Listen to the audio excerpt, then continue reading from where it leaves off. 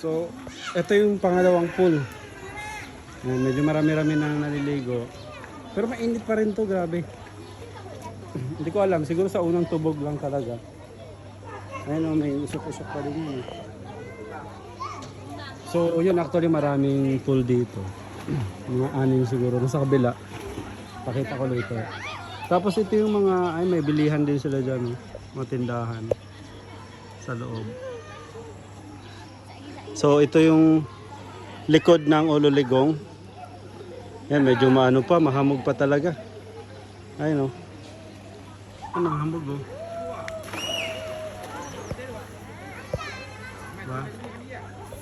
Tapos, yung area na to, yan, isa sa mga ano yan, for rent na mga room.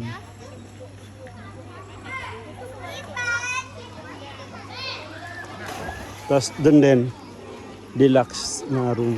Kasi ito maraming naliligo kasi katamtamang lamig lang, ay katamtamang init lang dito.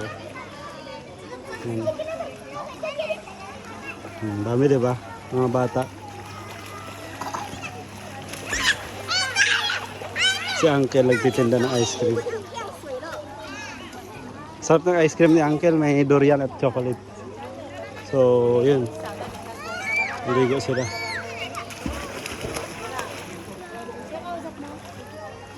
Nagbibideo ako. Wala pa, wait lang. Nagbibideo ako eh. Kinukuha, ano niya. So yung itlog na iwan niyang pinakuluan doon sa tinitirhan namin. So ang ganda niyang ano ngayon ng view ng ano ng gantong oras. Parang feeling ko nakakaantok yung panahon eh. Medyo malamig-lamig. So yun guys, continue tayo sa ano sa pag tour dito sa Ololigong Hot Spring. Tapos alam nyo ba itong area na to, ang ganda dito. Pwede ka mag-set up dito ng ano ng tent. Tapos meron ding ano rito, ihaw-ihaw. So pwede ka mag-ihaw sa area na to. Yan. Muntik pang mahulog. So yun na nga guys, ito yung deluxe. Yung magandang kwarto nila, ay ano nila. Parang hotel type na meron siyang 2 queens bed sa loob. So malawak to actually guys, ito lang. Yung room nila bilang lang. Kaya siguro yung mabilis na ubos. Yan ito, isa rin to sa mga parang amenities dito sa Ololigong. Actually prayer yan ng mga Muslim. So yun may nag-set up doon ng duyan. Itong alam ko nire-rent din to eh. Yung ano na yan. Parang cottage nila. Tapos yung isang cottage pa doon. You know.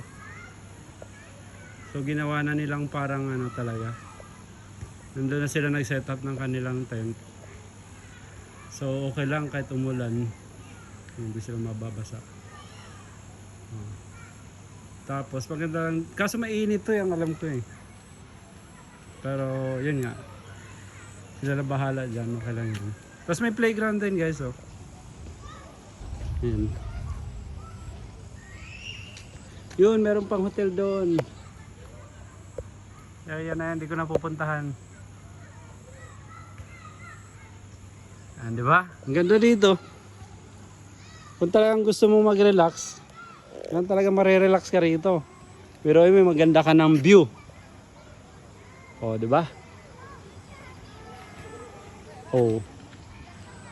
Relax na relax ka sa view pa lang. Tapos pag tumubog ka, di ba? Dobleng relax. Sarap talaga guys ng hot spring. At magbabad ka lang ng mga 30 to 1 hour, 30 minutes to 1 hour. Yun, super relaxing na talaga. Parang nag-ano ka, nagdaig mo pa yung minasage ng 2 oras. So yun guys, madako naman tayo dito sa kabilang ano. Ay, tingnan mo, wait lang. May nag-tent din dito. Pwede pala mag-tent dyan. So may 4 na tent dito. Diba? Galing diba? Tapos, dun sa kabilang dako, pakita natin, tignan natin. Yan actually, itong tubig na to galing to sa bundok nun. Kaya tingnan mo yung agos ngayon, malakas kasi kanina nga. Malakas din yung ulan. So nandito tayo guys sa kabilang parte ng Ololigong. Hot spring din to. Meron ditong parang 1, 2, 3, tatlong swimming pool pambata. Hindi actually pang ano to eh. Pang kalahatan eh kasi kahit yung 4.5 feet eh meron namang part na kaya ng bata kasi merong hagdan. So yun na nga, ito yung munti lang yung naliligo dito ngayon. Pero mamayang gabi, hindi, I mean mga bandang alas 9 ng gabi. Yan, ito pang adult to. At alam nyo ba guys, papakita ko sa inyo. Yan, may reflexology din pala rito. Yan. So, yung itsura nyo. Paikot. So, kung gusto mo magano, pero masakit sa paa. Pero maano ka, matatouch lahat ng ano ng point sa paa mo. So ito guys, ito yung pakita ko lang pinag-uusap dito eh. So guys, ito yung pinagkukuhanan nila o yung source ng pinaka umuusok.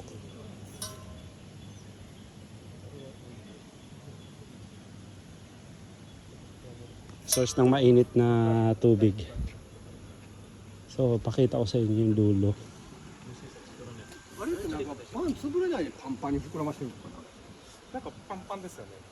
Mga hapon pala yung mga yun. Mga hapon mahilig sa ano to eh, pamper eh. Mga hot spring. Ayun no, tingnan mo. Grabe. Kita nyo? Eh, nakulo oh. So ibig sabihin, aabot to ng ano, 100 degrees Celsius. Boiling point. Ay no, nakulo, diba?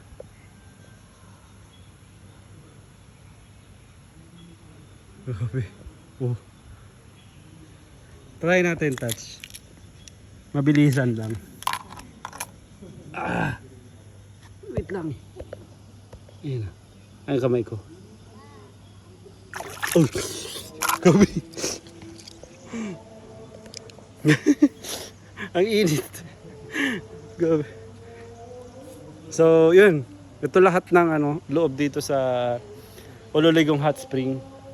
Sana nag-enjoy kayo at marami kayong na gustuhan dito sa sa video na to. Thank you so much. Bye.